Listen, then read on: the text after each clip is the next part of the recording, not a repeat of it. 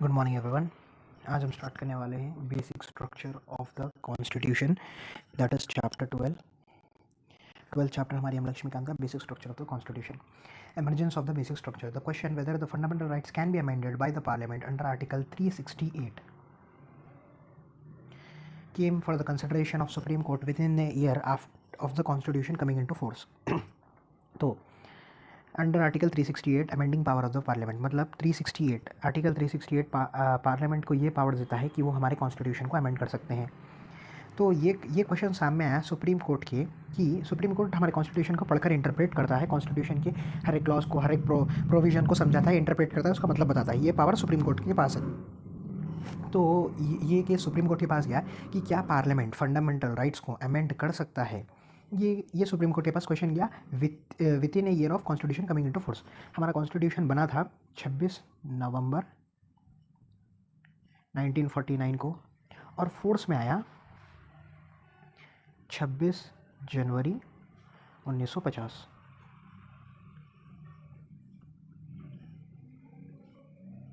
तो 26 नवंबर 1949 को कॉन्स्टिट्यूशन बना और 26 जनवरी 1950 को कॉन्स्टिट्यूशन फोर्स में आया। तो कॉन्स्टिट्यूशन के फोर्स में आने के एक साल के अंदर अंदर सुप्रीम कोर्ट में केस चला गया कि क्या पार्लियामेंट फंडामेंटल राइट्स को अमेंड कर सकती है या नहीं कर सकती। In the Shankari Prasad case 1951, Shankari Prasad versus Union of India case 1951, the constitutional validity of the first amendment act 1951 which curtailed the right to property was challenged. तो Shankari Prasad case versus Union of Shankari Prasad versus Union of India case 1951 आया। तो constitutional validity, first amendment pass हुआ 1951 में। Parliament जो elected नई parliament आई थी उसने constitution को अमेंड किया, फर्स्ट कॉन्स्टिट्यूशनल अमेंडमेंट एक्ट आया 1951 में। तो उससे क्या हुआ, जो आर्टिकल जो राइट टू प्रॉपर्टी था दैट इज़ आर्टिकल 31 को थोड़ा कर्टेल किया गया, मतलब उसको थोड़ा लिमिट किया गया, क्योंकि जो हमारी उस वक्त की गवर्नमेंट थी उनको करने थे लैंड रिफॉर्म्स करना था पीसेंट के वेलफेयर के लिए और थोड़े सोशलिस्टिक डीपीएसपी को प्रमोट करने के लिए फंडामेंटल राइट्स जैसे कि डायरेक्टिव जो राइट टू प्रॉपर्टी है आर्टिकल 31 उसको थोड़ा लिमिट किया गया। The supreme court ruled that the power of parliament to amend the constitution article 368 also include the power to amend the fundamental rights. तो जब 1951 में ये केस गया तो सुप्रीम कोर्ट ने क्या कहा, सुप्रीम कोर्ट ने ये कहा कि जो पावर पार्लियामेंट के पास है अंडर आर्टिकल 368 कॉन्स्टिट्यूशन को अमेंड करने की, तो उसके अंदर ये भी पावर है कि पार्लियामेंट फंडामेंटल राइट्स को भी अमेंड कर सकता है। तो पार्लियामेंट के पास ये ताकत है अंडर आर्टिकल 368 कि वो फंडामेंटल राइट्स को भी अमेंड कर सकता है। The word law in the article 13 includes only ordinary laws and not constitutional amendment act, that is constituent laws. तो ये आर्टिकल 13 हमने फंडामेंटल राइट्स की वीडियो में पढ़ा था। एक तो है आर्टिकल 13, समय पहले आर्टिकल 12 है डेफिनेशन ऑफ स्टेट। आर्टिकल 13 ये कहता है कि अगर कोई भी लॉज जैसे कि legislative law, non legislative sources of law, कोई ऑर्डिनेंस प्रेसिडेंट या गवर्नर का, ये सब जो है अगर फंडामेंटल राइट्स को रोक रहे हैं यानी कि फंडामेंटल राइट्स के साथ अगर इनकंसिस्टेंट है तो उन्हें वॉइड करार दिया जाएगा। कोई भी लॉ चाहे वो लेजिस्लेचर, पहले आर्टिकल 13 का टेक्स्ट पढ़ लीजिए इन शॉर्ट मेरे नोट्स में। मेरे नोट्स के हिसाब से if law made by parliament, state legislature, ordinance किसका, प्रेसिडेंट और गवर्नर दोनों का, delegated legislative, non legislative sources of law are inconsistent with fundamental right then it shall be declared void by supreme court and high court.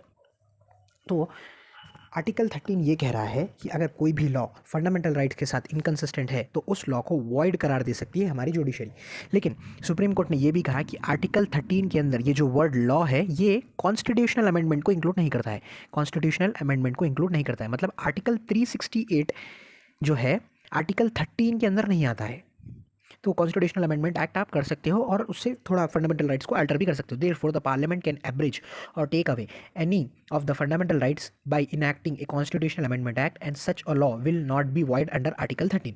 तो ये कहा गया कि parliament average यानी कि कोई भी फंडामेंटल राइट्स को थोड़ा कर्टेल कर सकती है, लिमिट कर सकती है, ले सकती है कोई भी कॉन्स्टिट्यूशनल अमेंडमेंट एक्ट पास करके। और ये कॉन्स्टिट्यूशनल अमेंडमेंट एक्ट लॉ की परिभाषा में, मतलब लॉ के अंदर जो आर्टिकल 13 के अंदर ये जो लॉ वर्ड यूज़ किया गया है ना, लॉ, कोई भी लॉ जो फंडामेंटल राइट्स को के साथ इनकंसिस्टेंट रहेगा वो वाइड करार दिया जाएगा, उसके अंदर नहीं आता है। तो article 13 does not cover constitutional amendments. अगर सिंपल वर्ड्स में कहा जाए तो ये जो आर्टिकल 13 के अंदर लॉ वर्ड है ये कॉन्स्टिट्यूशनल अमेंडमेंट को इंक्लूड नहीं करता है। Again in Sajjan Singh case, Sajjan Singh versus state of Rajasthan case 1964, The Supreme Court reaffirmed the above stand. In other words, the Supreme Court held that the Constitutional Amendment Act made under Article 368 is not a law within the meaning of Article 13.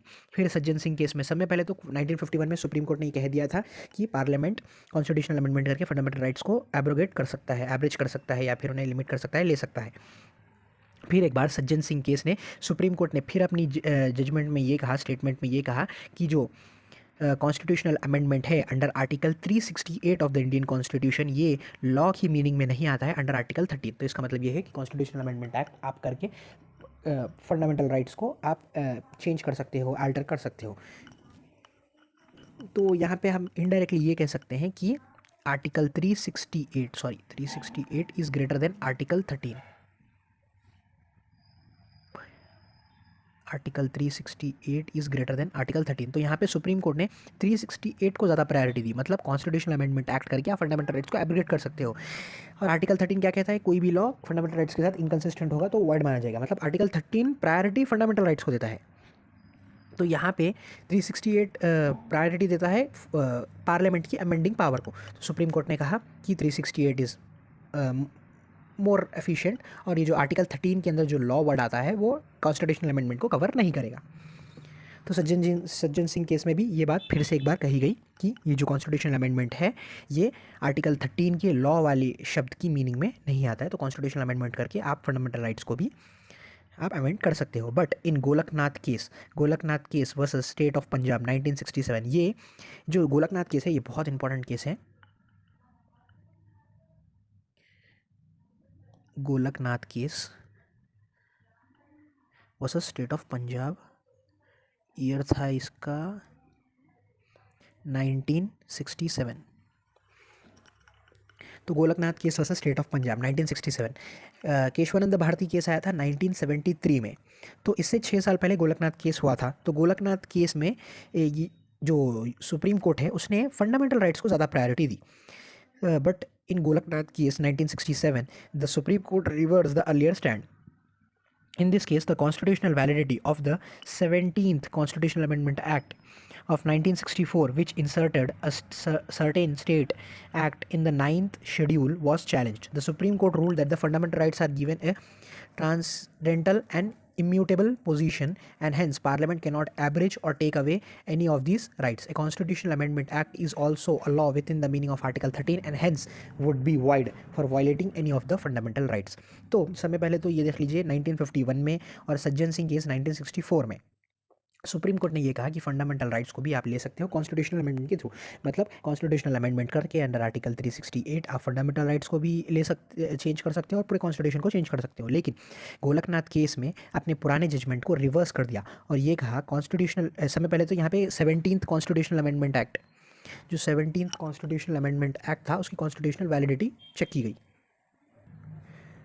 17th constitutional amendment act ने 9th schedule में कुछ acts in state के acts insert किए गए थे, वो challenge हुए supreme court में। सुप्रीम कोर्ट ने ये रूल किया कि फंडामेंटल राइट्स को ट्रांसडेंटल और इम्यूटेबल पोजीशन दी गई है हमारे कॉन्स्टिट्यूशन में, और पार्लियामेंट जो है हमारे फंडामेंटल राइट्स को एवरेज या फिर उन्हें नहीं ले सकता बाय कॉन्स्टिट्यूशनल अमेंडमेंट एक्ट। और ये भी कहा कि कॉन्स्टिट्यूशनल अमेंडमेंट एक्ट जो है वो भी लॉ की मीनिंग में आता है under article 13 and hence it would be void for violating any of the fundamental rights.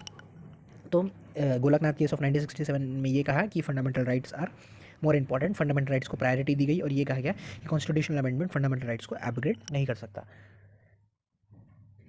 Constitutional amendment जो है आर्टिकल 13 के जो लॉ वर्ड है, law which are inconsistent with fundamental rights shall be void, तो उस लॉ के अंदर constitutional amendment भी आता है, ये कहा गया सुप्रीम कोर्ट में in the Golaknath case of 1967।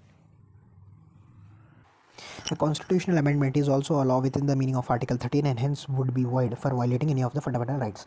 ये कहा गया कि कॉन्स्टिट्यूशनल अमेंडमेंट जो है वो भी आर्टिकल 13 के जो लॉ वर्ड है उसके अंदर आता है, और अगर वो फंडामेंटल राइट्स को वायलेट करेगा तो जुडिशरी उसे नल एंड वॉइड बोल सकती है। तो गोलकनाथ केस में जो बेसिक स्ट्रक्चर है, बेसिक स्ट्रक्चर का कुछ जो है रूट्स दिखने शुरू हो गए थे। Actually basic structure Keshavananda Bharati case 1973 में है। Basic structure is something which stops the amending power of the parliament. मतलब पार्लियामेंट के पास इतनी भी पावर नहीं है कि वो पूरे कॉन्स्टिट्यूशन को चेंज करे। केशवानंद भारती केस में एक स्टेटमेंट आई थी, parliament can only amend the constitution, can not री राइट इट। मतलब पार्लियामेंट के पास ये पावर है कि वो कॉन्स्टिट्यूशन को थोड़ा बहुत चेंज कर सकती है, अमेंड कर सकती है, लेकिन कॉन्स्टिट्यूशन को री राइट मतलब उस कॉन्स्टिट्यूशन को पूरा बदल के एक नया कॉन्स्टिट्यूशन नहीं लिख सकती। ये पावर पार्लियामेंट के पास नहीं है। कोई मिनिमम एक स्मॉल चेंजेस पार्लियामेंट कर सकती है, ये पावर है पार्लियामेंट के पास। तो बेसिक स्ट्रक्चर का डॉक्ट्राइन आया था केशवानंद भारती केस ऑफ 1973 में। तो बेसिक स्ट्रक्चर ये कहता है कि कॉन्स्टिट्यूशन का एक बेसिक फीचर है, बेसिक स्ट्रक्चर है, कुछ एसेंस है, कुछ मोटिव है, कोई ऑब्जेक्टिव है और कुछ प्रोविजंस कॉन्स्टिट्यूशन के एक दूसरे से रिलेटेड है। अगर आप इस बेसिक फीचर बेसिक स्ट्रक्चर को ही आप निकाल दोगे कॉन्स्टिट्यूशन का, उसको ही चेंज कर दोगे, तो कॉन्स्टिट्यूशन का कुछ मतलब नहीं बनेगा। वो कॉन्स्टिट्यूशन नहीं रहेगा जो हमारी कॉन्स्टिट्यूएंट असेंबली ने, हमारे कॉन्स्टिट्यूशन मेकर्स ने बनाया था। तो उस बेसिक स्ट्रक्चर को आप अमेंड नहीं कर सकते, ये कहा सुप्रीम कोर्ट ने। तो बेसिक स्ट्रक्चर जो है अमेंडिंग पावर को रोक रहा है, पार्लियामेंट की जो अमेंडिंग पावर है उसको लिमिट कर रहा है बेसिक स्ट्रक्चर। और गोलकनाथ केस में भी सुप्रीम कोर्ट ये करने की कोशिश कर रहा था कि पार्लियामेंट की जो अमेंडिंग पावर है उसको लिमिट किया जाए। तो जो मोटिव सुप्रीम कोर्ट का यानी जुडिशरी का केशवानंद भारती केस में था, उसकी थोड़ी थोड़ी झलक दिखी थी हमें गोलकनाथ केस में। गोलकनाथ केस का भी मोटिव यही था कि अमेंडिंग पावर जो है पार्लियामेंट की उसको थोड़ा लिमिट किया जाए और बेसिक स्ट्रक्चर में वो मोटिव पूरा हुआ। The Parliament reacted to the Supreme Court's judgment in Golaknath case 1967 by enacting 24th Amendment Act in 1971. This Amendment Act amended Article 13 and 68. It declares that the Parliament has the power to abridge or take away any fundamental rights under Article 368 and such act will not be law under the meaning of Article 13. अब समय पहले Golaknath case की ruling देख लीजिए आप। Golaknath case of 1967 में supreme Court ने ये कहा कि जो फंडामेंटल राइट्स है वो ट्रांसजेंडल है, इम्यूटेबल है, वो एक इंपॉर्टेंट पोजीशन रखते हैं हमारे कॉन्स्टिट्यूशन में, और पार्लियामेंट जो है फंडामेंटल राइट्स को एब्रिज या फिर ले नहीं सकती। और कॉन्स्टिट्यूशनल अमेंडमेंट जो है वो भी लॉ की मीनिंग में आता है अंडर आर्टिकल 13। पहले तो अंडर आर्टिकल 368 आप फंडामेंटल राइट्स को चेंज नहीं कर सकते, और जो कॉन्स्टिट्यूशनल अमेंडमेंट है वो भी लॉ की मीनिंग में आता है अंडर आर्टिकल 13। ये कहा गोलकनाथ केस 1967 में। फिर 67 में ये केस हो गया 1971 में 24th constitutional amendment act, 24 constitutional amendment act of 1971। तो इस एक्ट ने आर्टिकल 13 और आर्टिकल 368 को अमेंड कर दिया। आर्टिकल 13 तो है क्या कहता है, laws which are inconsistent with fundamental right shall be void by the judiciary, और article 368 is amending power of the parliament. इन दोनों को चेंज किया गया और ये कहा गया कि पार्लियामेंट के पास ये पावर है कि वो फंडामेंटल राइट्स को अमेंड कर सकता है under article 368। It declares that the parliament has the power to abridge, take away any fundamental right under article 368। तो यहाँ पे अमेंडिंग पावर को बढ़ा दिया गया अंडर आर्टिकल 368। अब पार्लियामेंट के पास ये भी पावर आ गई कि वो फंडामेंटल राइट्स को अमेंड कर सकता है। And such an act will not B law under article 13। और आर्टिकल 13 को भी अमेंड करके ये कहा गया कि कॉन्स्टिट्यूशनल अमेंडमेंट जो है वो लॉ के अंदर नहीं आता है। आर्टिकल 13 में वर्ड यूज़ किया गया है law which are inconsistent with fundamental right shall be void by the judiciary. तो ये आर्टिकल 13 के अंदर ये जो वर्ड लॉ है ये कॉन्स्टिट्यूशनल अमेंडमेंट को इंक्लूड नहीं करता है, ऐसा अमेंड कर दिया। तो अगर लेमैन लैंग्वेज में कहा जाए तो पार्लियामेंट में by 24th constitutional amendment act constitution में अमेंड करके खुद की पार्लियामेंट की अमेंडिंग पावर को बढ़ा दिया। और आर्टिकल 13 के अंदर जो वर्ड लॉ है उसकी मीनिंग में से कॉन्स्टिट्यूशनल अमेंडमेंट को हटा दिया। However in Keshavananda Bharati case, अब केशवानंद भारती केस आया, बहुत इंपॉर्टेंट जजमेंट था Keshavananda Bharati case versus state of Kerala in 1973। और ये बहुत इंपॉर्टेंट जजमेंट था क्योंकि लार्जेस्ट हाईएस्ट जज बेंच थी 13 जजेस, अब तक की लॉन्गेस्ट जज बेंच मतलब हाईएस्ट जज। एक बेंच में 13 जजेस थे, उन 13 सुप्रीम कोर्ट के जजेस ने इस रूलिंग को दिया था केशवानंद भारती केस में। तो अब तक की हाईएस्ट है, अब तक 13 जजेस एक ही बार हुए हैं, वो है केशवानंद भारती केस में 1973 का। However, in the Keshwananda Bharati case 1973, the Supreme Court overruled its judgment in Golaknath case 1967. अब supreme court Keshavananda Bharati case है 1973 का, सुप्रीम कोर्ट ने अपनी पहले की जजमेंट जो गोलकनाथ केस थी उसको ओवररूल्ड कर दिया। It upheld the validity of amendment 24th amendment act 1971। 24th amendment act of 1971 को उन्होंने कॉन्स्टिट्यूशनल वैलिडिटी दे दी। ये कहा कि आर्टिकल 13 के अंदर कॉन्स्टिट्यूशनल अमेंडमेंट नहीं आता है। आर्टिकल 13 के अंदर ये जो वर्ड लॉ है इसके अंदर कॉन्स्टिट्यूशनल अमेंडमेंट नहीं आता है। और अंडर आर्टिकल 368 पार्लियामेंट के पास ये भी पावर है कि आप कॉन्स्टिट्यूशन को अमेंड कर सकते हो और फंडामेंटल राइट्स को भी अमेंड कर सकते हो। पूरे कॉन्स्टिट्यूशन को अमेंड कर सकते हैं यानी कि फंडामेंटल राइट्स को भी आप अमेंड कर सकते हो। मतलब आर्टिकल ये जो 24th अमेंडमेंट ऑफ 1971 है ये कॉन्स्टिट्यूशनली वैलिड है। And stated that parliament is empowered to abridge or take away any of the fundamental rights. मतलब पार्लियामेंट के पास ये पावर है कि वो फंडामेंटल राइट्स को अमेंड कर सकते हैं। At the same time it laid down a new doctrine of basic structure or basic feature of the constitution. लेकिन ये कहा गया कि एक नई डॉक्ट्राइन दी सुप्रीम कोर्ट ने, that is doctrine of basic structure या फिर basic feature of the constitution. सबसे पहले तो ये कहा गया कि आपके पास ये ताकत है कि आप फंडामेंटल राइट्स को अमेंड कर सकते हो। पार्लियामेंट के पास ये ताकत है कि वो फंडामेंटल राइट्स को अमेंड कर सकते हैं अंडर आर्टिकल 368। और ये जो कॉन्स्टिट्यूशनल अमेंडमेंट है वो आर्टिकल 13 के अंदर लॉ की जो मीनिंग है उसमें नहीं आता है। तो कॉन्स्टिट्यूशनल अमेंडमेंट को अगर फंडामेंटल राइट्स को कुछ हद तक वो अल्टर भी कर रहा है, इनकन्सिस्टेंट कर रहा है, तो वो कंसिडर किया जाएगा। लेकिन सुप्रीम कोर्ट ने एक नया डॉक्ट्राइन दिया, नया doctrine basic structure, doctrine of basic structure या फिर doctrine of basic feature of the constitution. It rule that the constituent power of parliament under article 368 does not enable it to alter the basic structure of the constitution. ये कहा गया कि आपके पास ताकत है कि आप कॉन्स्टिट्यूशन को अमेंड कर सकते हो, आप फंडामेंटल राइट्स को भी अमेंड कर सकते हो, लेकिन पार्लियामेंट के पास ये ताकत नहीं है अंडर आर्टिकल 368 कि वो basic structure of the constitution को अल्टर करे। मतलब हमारे कॉन्स्टिट्यूशन का एक बेसिक फीचर है, एक बेसिक एसेंस है, बेसिक ऑब्जेक्टिव है। मतलब कॉन्स्टिट्यूशन के वो बेसिक स्ट्रक्चर एक ऐसा फीचर जो कॉन्स्टिट्यूशन को एक मतलब देता है। हमारे कॉन्स्टिट्यूशन मेकर्स का एक विजन था हमारी कंट्री को लेकर, कॉन्स्टिट्यूशन का लेकर। अगर आप वो बेसिक फीचर या फिर बेसिक स्ट्रक्चर को ही आप चेंज कर दोगे तो पूरे कॉन्स्टिट्यूशन को ही आप बदल दोगे। और जो कॉन्स्टिट्यूशन हमारे कॉन्स्टिट्यूशन मेकर्स ने बनाया था वो कॉन्स्टिट्यूशन हमारा इंडियन कॉन्स्टिट्यूशन नहीं रहेगा। तो आप जो बेसिक स्ट्रक्चर है उसको अल्टर नहीं कर सकते। This mean that the parliament can not abridge or take away fundamental rights that form the part of the basic structure of the constitution. ये कहा गया कि आप फंडामेंटल राइट्स को अमेंड कर सकते हो, लेकिन पार्लियामेंट ऐसे फंडामेंटल राइट्स को अमेंड नहीं कर सकती या फिर नहीं ले सकती जो हमारे basic structure of the constitution का पार्ट है। Basic structure of the constitution was reaffirmed and applied by the supreme Court in Indira Nehru Gandhi case of 1975।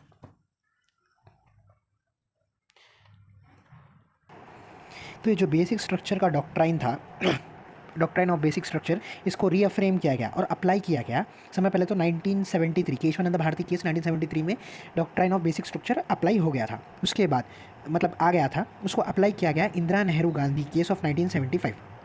Indira Nehru Gandhi case versus Raj Narayan case of 1975. In this case, the Supreme Court invalidated a provision of Article of Amendment 39th Amendment Act of 1975, 39th Amendment Act of 1975, which kept the election dispute involving Prime Minister, Speaker, and the Speaker of Lok Sabha outside the jurisdiction of court. The court said that this provision was beyond the amending power of Parliament as it affected the basic structure of the Constitution. सबसे पहले तो आप 39th amendment act of 1975 क्या था ये देख लीजिए। 39th amendment act of 1975 pass during the emergency of 1975 to 77. This 39th amendment was designed to overrule the Allahabad High Court judgment, that is UP versus Raj Narayan case 1975. Allahabad High Court banned Indira Gandhi on allegation that Raebareli seat in 1971 election was won by bribery petition by Raj Narayan in 1975.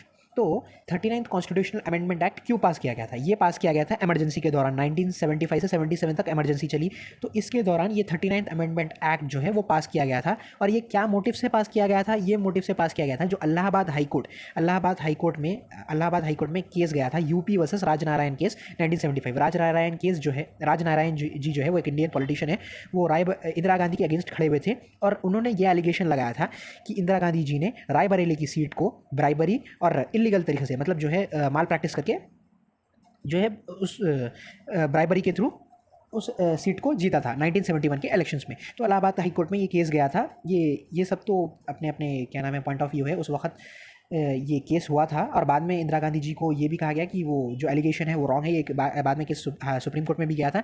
ये petition file किया था राजनारायण जी ने 1975 के। उसके बाद parliament ने इस जो है इलाहाबाद हाई कोर्ट की जजमेंट को ओवररूल करने के लिए 39th अमेंडमेंट एक्ट ऑफ 1975 को पास किया गया था।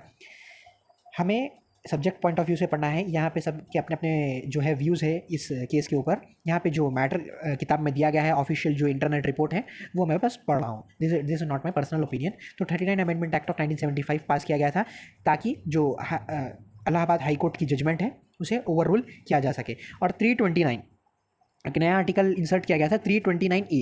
329A ये कहता है कि election of president, vice president, prime minister, speaker of Lok Sabha जो है वो beyond the स्क्रूटनिटी of Indian judiciary.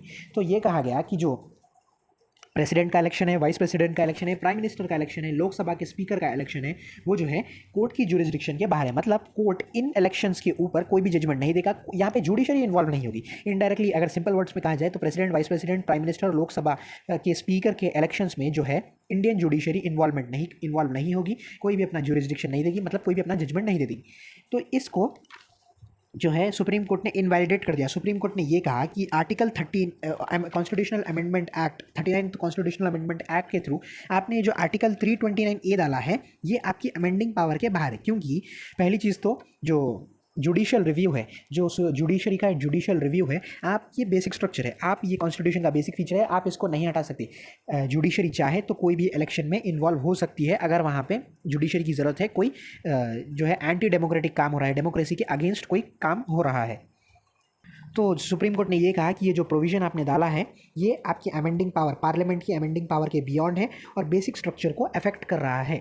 Judiciary अगर चाहे तो इंटरफेयर कर सकती है इन मैटर्स पर, अगर जुडिशरी को ज़रूरत है तो 39th अमेंडमेंट एक्ट के 39th अमेंडमेंट एक्ट ऑफ 1975 के ये जो प्रोविज़न है इसको जो सुप्रीम कोर्ट ने इनवैलिडेट कर दिया। Again the parliament reacted to this judicially inverted the basic structure by enacting the 42nd Constitutional Amendment Act of 1976. This act amended Article 368 and declared that there is no limit on the constituent power of the Parliament and no amendment can be questioned in any court on the grounds, including that the contravention of any of the fundamental rights. तो ये series से आप ये चीज़ notice कीजिए कि यहाँ पे जो लेजिस्लेचर है, लेजिस्लेचर यानी कि हमारा पार्लियामेंट हो गई, और जुडिशरी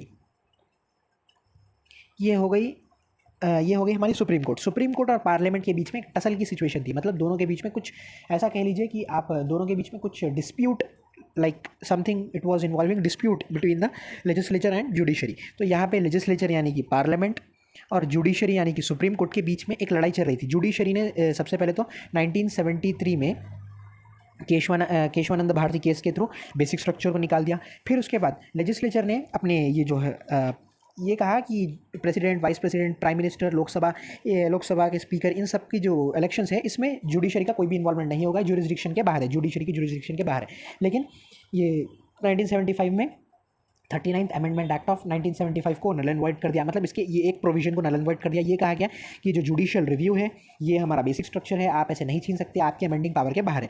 फिर इसके बाद 42nd constitutional amendment act of 1976, ये तो मिनी कॉन्स्टिट्यूशन था, बहुत सारे चेंजेस हुए थे इसके through. 42nd amendment act of 1976, 42nd amendment act of 1976। Again, the Parliament reacted to the judicially innovated doctrine of basic structure by enacting 42nd Constitutional Amendment Act of 1976. अब judiciary जो है हमारी सुप्रीम कोर्ट ने इसने एक नया doctrine innovate किया, that is doctrine of basic structure. और 42nd constitutional amendment act of 1976 के थ्रू जो लेजिस्लेचर है हमारी पार्लियामेंट ने उसने रिएक्ट कैसे किया 42nd constitutional amendment act of 1976 को पास करके। This act amended the article 368 and declare that there is no limitation on the constituent power of the parliament and no amendment can be question in any court on the grounds of including that the contravention of any of the fundamental rights. तो 42nd constitutional amendment act को पास किया और article 368 को amend किया, that is amending power of the parliament. Amending power of the parliament को ही amend कर दिया। ये कहा गया आर्टिकल 368 को अमेंड कर ये कहा गया कि कोई भी लिमिट नहीं है, declare that no limit on the constituent power of the parliament and no amendment can be question in any court on the grounds of including of contravention of any of the fundamental rights. फिर से ये कहा गया कि parliament के पास ये power है कि वो कॉन्स्टिट्यूशन को चेंज कर सकती है और कोई भी अमेंडमेंट को कोर्ट में क्वेश्चन नहीं किया जा सकता कि वो फंडामेंटल राइट्स को कॉन्ट्रावेंट कर रहा है, मतलब फंडामेंटल राइट्स को वायलेट कर रहा है। पहले ही डॉक्ट्राइन ऑफ बेसिक स्ट्रक्चर आ गया है। 1973 में सुप्रीम कोर्ट ने कहा कि आपके पास पावर है कि आप फंडामेंटल राइट्स को अमेंड कर सकते हो, लेकिन आप बेसिक स्ट्रक्चर को अमेंड नहीं कर सकते। लेकिन फिर 42nd constitutional amendment act of 1976 के थ्रू पार्लियामेंट ये कह रही है कि कोई भी अमेंडमेंट कोर्ट में नहीं क्वेश्चन किया जा सकता कि वो फंडामेंटल राइट्स को कॉन्ट्रावेंट कर रहा है। मतलब कोई भी कॉन्स्टिट्यूशनल अमेंडमेंट एक्ट अगर वो फंडामेंटल राइट्स को चेंज कर रहा है तो आप उसको कोर्ट में चैलेंज नहीं कर सकते, ये कहा गया 42nd Constitutional Amendment Act में। However, Supreme Court in Minerva Mills versus Union of India case 1980 invalidated this provision as it excluded the judicial review, which is a basic feature of the Constitution, applying the doctrine of basic structure with respect to the Article 368. The court ruled that ये Minerva Mills case में supreme Court ने ये कहा कि आप ऐसे नहीं कर सकते, आप जुडिशियल रिव्यू को सुप्रीम कोर्ट की जो जुडिशियल रिव्यू का पावर है उसको लिमिट नहीं कर सकते। अब 42nd कॉन्स्टिट्यूशनल अमेंडमेंट एक्ट 1976 में अगर सिंपल भाषा में मैं कहूँ तो ये कहने की कोशिश की जा रही है कि कोई भी कॉन्स्टिट्यूशनल अमेंडमेंट एक्ट अगर वो फंडामेंटल राइट्स को वायलेट भी कर रहा है तो आप उसको कोर्ट में नहीं घसीट कर सकते, कोर्ट में क्या चैलेंज नहीं कर सकते। लेकिन इससे जो जुडिशियल रिव्यू की पावर है ये जुडिशरी की, वो लिमिट हो रही है। मतलब इसका मतलब तो कल के दिन पार्लियामेंट कोई भी कॉन्स्टिट्यूशनल अमेंडमेंट एक्ट पास करेगी और कोई भी फंडामेंटल राइट्स को चेंज कर देगी। और जुडिशरी में जब जब हमारी डेमोक्रेसी को बचाने की ज़रूरत पड़ी है तब तक जुडिशरी सामने आई है। जुडिशरी का इंडिपेंडेंस होना ज़रूरी है। आप जुडिशरी की पावर को अगर आप लिमिट कर दोगे तो आप जो है डेमोक्रेटिक बैलेंस को ख़राब कर रहे हो। तो जुडिशरी का इंडिपेंडेंस होना, जुडिशरी का जुडिशियल रिव्यू स्ट्रांग होना ये ज़रूरी है हमारी डेमोक्रेसी के लिए। तो सुप्रीम कोर्ट ने मिनर्वा मिल्स केस में ये कहा कि ये जो प्रोविजन है 42nd constitutional amendment act of 1976 का, ये जो प्रोविजन है जिससे आप जुडिशियल रिव्यू को कम कर रहे हो, ये बेसिक स्ट्रक्चर है। Judicial review is the basic feature of the constitution. और ये कहा गया कि 368 को हम जुडिशियल रिव्यू में ले सकते हैं। अगर आप कोई भी कॉन्स्टिट्यूशनल अमेंडमेंट एक्ट पास कर रहे हो तो जुडिशियल रिव्यू में मतलब कोर्ट में वो एक बार उसकी वैलिडिटी चेक की जाएगी। और सुप्रीम कोर्ट ने ये कहा, since the constitution has conferred a limited amending power on the parliament and the parliament can not under the exercise of the limited power enlarge a very power into an absolute power. Indeed A limited amending power is one of the basic feature of the constitution and therefore the limitation on beyond the power can not be destroyed. In other words, the parliament can not under article 368 expand its amending power as to acquire itself the right to repeal or abrogate the constitution or to destroy its basic feature. To the dawn of the limited power cannot be exercise of the power convert the limited power into unlimited one.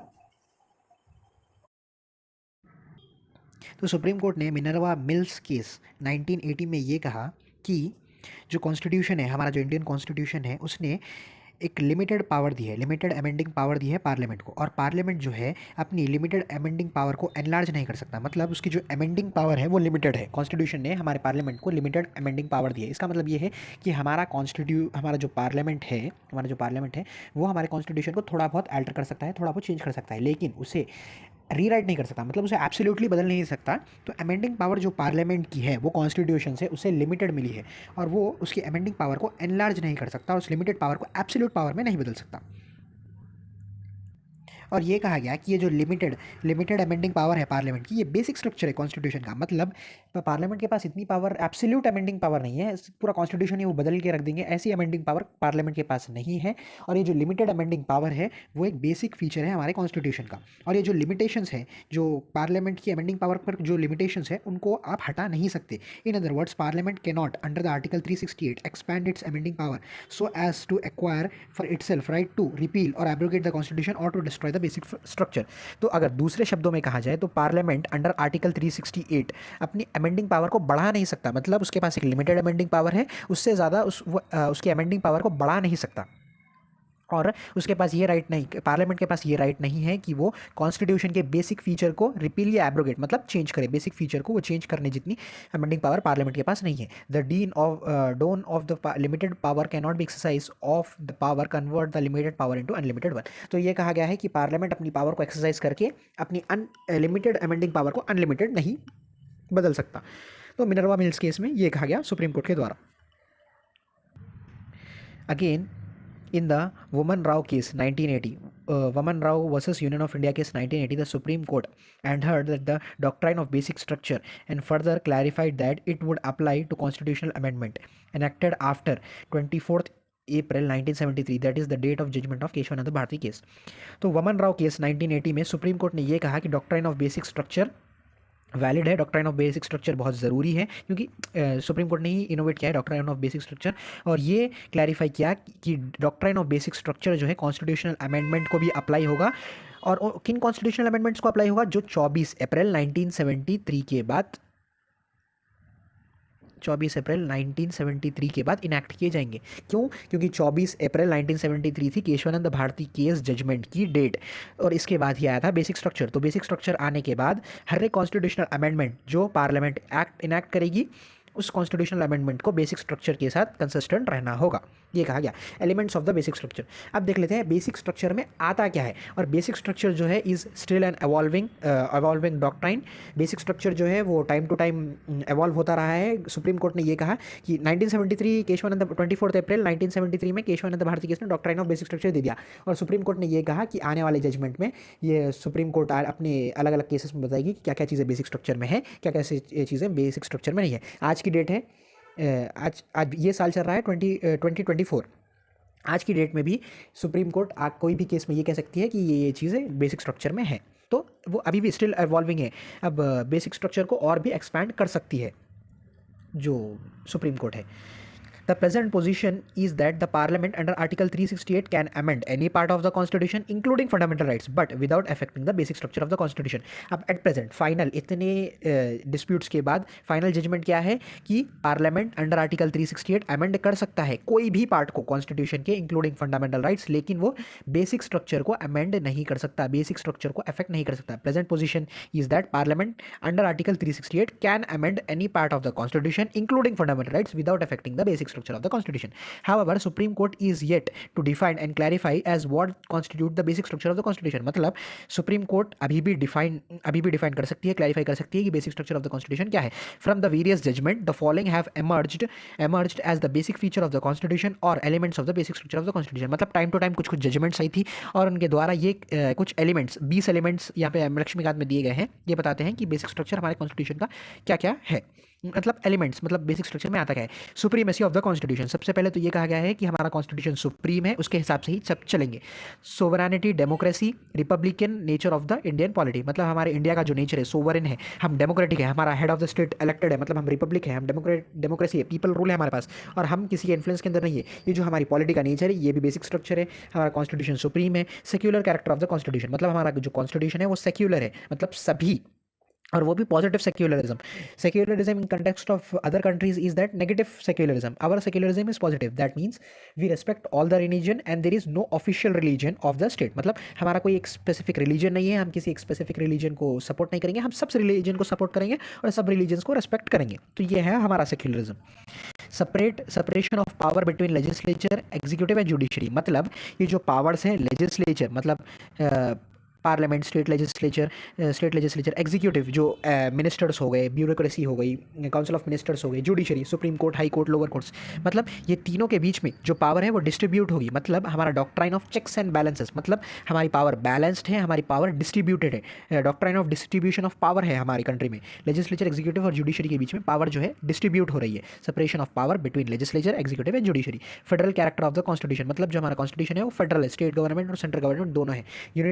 Unity and integrity of the nation, मतलब हमारा India as एक unit है और हम integrated है। Welfare of state, social economic justice, मतलब हमारा state जो है एक वेलफेयर स्टेट है, लोगों के भले के लिए काम किया जाएगा, सोशल और इकोनॉमिक जस्टिस मिलेगा।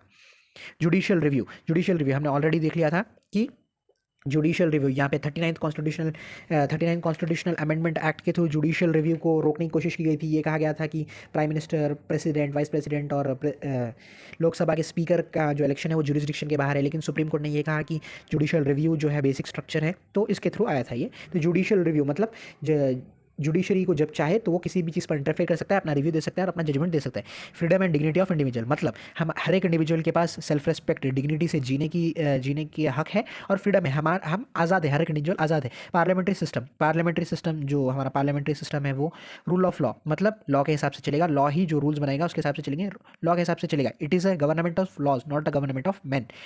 Harmony and balance between fundamental rights and directive principles, मतलब मिनर्वा मिल्स केस में ये कहा गया था कि एक बेडरॉक बैलेंस जो हमारा कॉन्स्टिट्यूशन है वो फंडामेंटल राइट्स और डीपीएसपी के बीच के बैलेंस पर टिका हुआ है। तो एक हार्मोनी और बराबर एक एक्यूरेट हेल्दी बैलेंस रहेगा फंडामेंटल राइट्स और डीपीएसपी के बीच में। और ये जो बैलेंस है fundamental rights, the balance between fundamental rights and DPSP are is the basic structure. Principle of equality, सब इक्वल है, ये भी बेसिक स्ट्रक्चर है। Free and fair elections free and fair होंगे। इंडिपेंडेंस ऑफ जुडिशरी, मतलब judiciary independence होगी, किसी का जोर नहीं होगा जुडिशरी के ऊपर। Limited power of parliament to amend the constitution, ये कहा गया, ये तो हमने ऑलरेडी मिनर्वा मिल्स में इस केस में भी कहा है कि जो लिमिटेड पावर है, limited amending power of the parliament है वो बेसिक स्ट्रक्चर है, हमने ऑलरेडी पढ़ा था।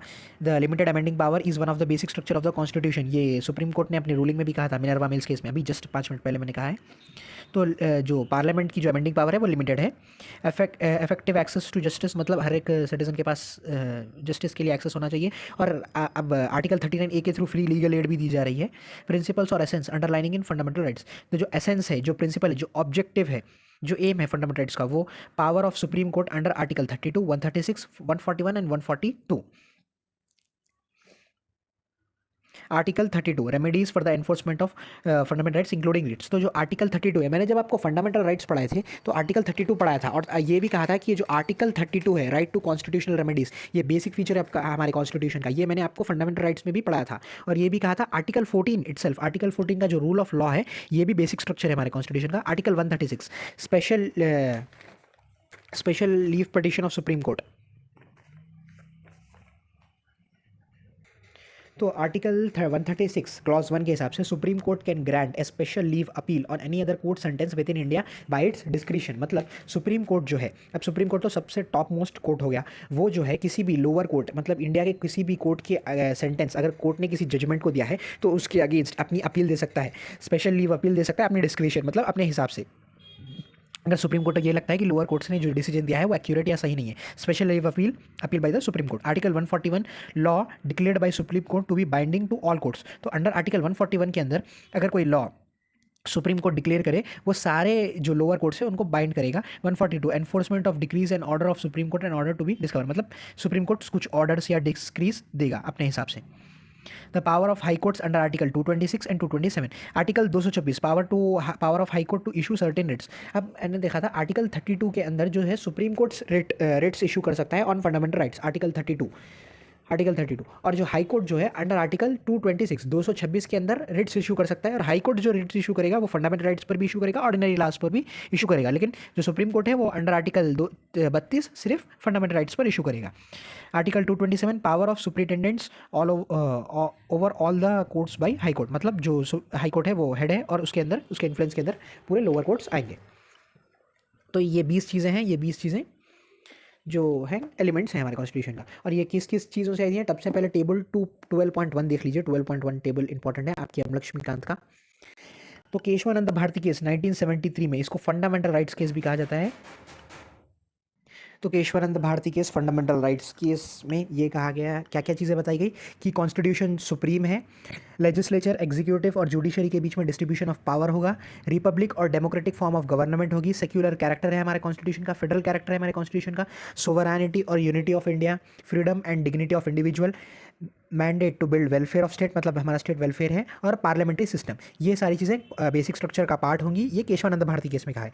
इंदिरा नेहरू गांधी केस 1975 का केस है, popularly known as election case, क्योंकि ये इलेक्शन के डिस्प्यूट के ऊपर ये केस था, जो रायबरेली सीट का केस था, राजनारायण ने ये पटिशन फाइल की थी, तो इसलिए इसको इलेक्शन केस भी कहा जाता है, इंदिरा नेहरू गांधी केस। तो इंडिया जो है एक सोवरेन डेमोक्रेटिक रिपब्लिक होगा, इक्वालिटी ऑफ स्टेटस होगी एंड अपॉर्चुनिटी, मतलब सबका इक्वल स्टेटस है, हर एक इंडिविजुअल का इक्वल स्टेटस है और सबको बराबरी का मौका मिलेगा।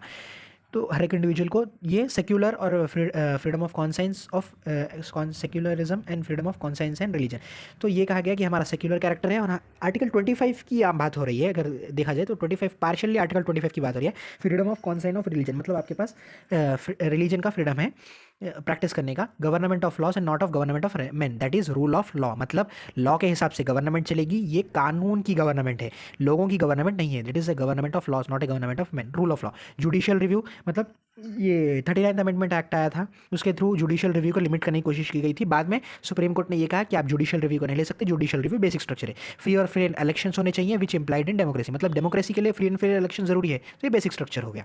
Minerva Mills case, Minerva Mills में ये कहा कि limited power of parliament to amend the constitution, मैंने मिनर्वा मिल्स आपको केस पढ़ाया था और उसमें ही सुप्रीम कोर्ट ने ये कहा कि जो लिमिटेड पावर है पार्लियामेंट की, तो अमेंड द कॉन्स्टिट्यूशन, जो पार्लियामेंट की अमेंडिंग पावर है कॉन्स्टिट्यूशन को अमेंड करने की, वो लिमिटेड है, ये बेसिक स्ट्रक्चर है। जुडिशियल रिव्यू बेसिक स्ट्रक्चर है, और फंडामेंटल राइट्स और डायरेक्टिव प्रिंसिपल्स के बीच में एक हेल्दी बैलेंस, हार्मोनी बैलेंस होना चाहिए, और ये जो बैलेंस फंडामेंटल राइट्स और डीपीएसपी के बीच में जो बैलेंस है, ये बेसिक स्ट्रक्चर है।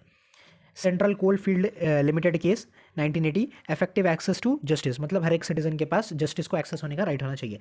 भीम सिंह जी केस 1980 में, वेलफेयर स्टेट, सोशल और इकोनॉमिक जस्टिस होना चाहिए, ये बेसिक स्ट्रक्चर का पार्ट ये कहा है। S P Sampath Kumar case, rule of law और जुडिशियल रिव्यू, ये और एक बार रिवाइज किया गया था, ये तो ऑलरेडी बता दिया गया था।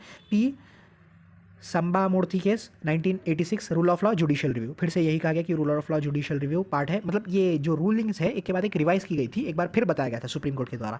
Delhi judicial service association case, इसमें कहा गया था power of supreme court under article 32, 136, 141 and 142। Article 32 writs for writ jurisdiction of supreme Court, article 32 that is remedies for enforcement of fundamental rights, और article 136 special leave appeal of the supreme Court, article 141 law जो भी supreme court declare करेगा वो सारे lower courts को binding होगा। 142 Supreme Court कुछ orders और डिक्रीज दे सकता है।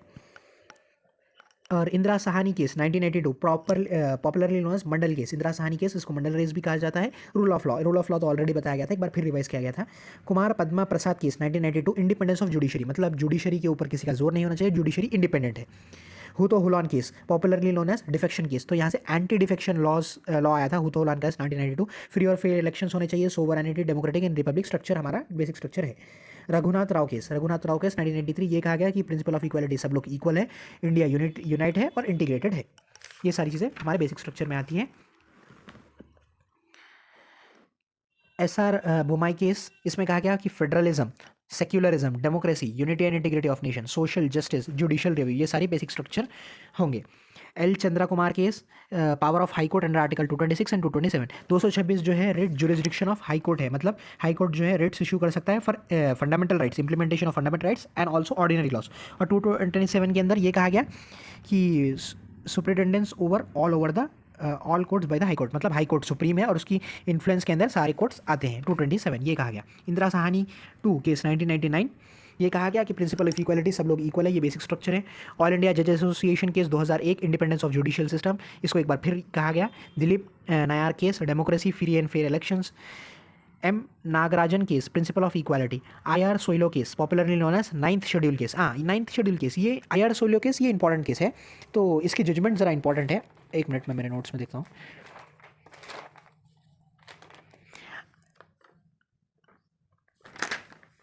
IR सोहेलो केस 2007 का केस है ये। IR Coelho case popularly known as 9th schedule case, तो इसमें ये कहा गया कि 9th शेड्यूल तो बनाया गया था, आर्टिकल 31B के थ्रू 9th शेड्यूल बनाया गया था, फर्स्ट कॉन्स्टिट्यूशनल अमेंडमेंट एक्ट के थ्रू 9th शेड्यूल बनाया गया था।